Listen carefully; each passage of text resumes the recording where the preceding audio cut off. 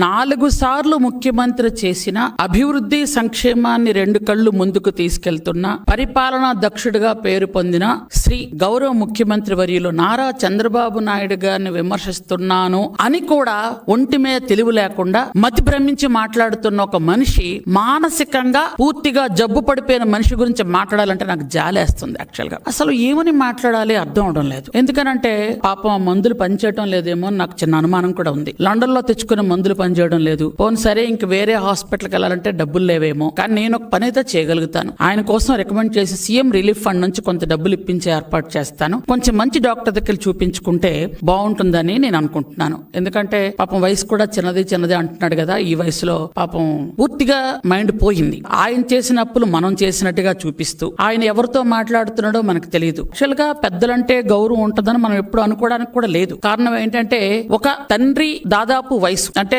రాజశేఖర రెడ్డి గారి వయసు, చంద్రబాబు నాయుడు గారి వయసు ఇంచుమించు ఒక వయసు ఉన్న తండ్రి లాంటి ఒక మనిషి, తండ్రి లాంటి అన్నా కూడా తప్పేనండో. ఎందుకంటే తండ్రి చనిపోతే అక్కడ శవాన్ని పెట్టుకొని దాని మీద పేలాలు ఏరుకొని అక్కడ రాజకీయం చేయాలనుకున్న మనిషి. పెద్దవాళ్ళంటే గౌరవం ఉంటుందని నేను అనుకోను.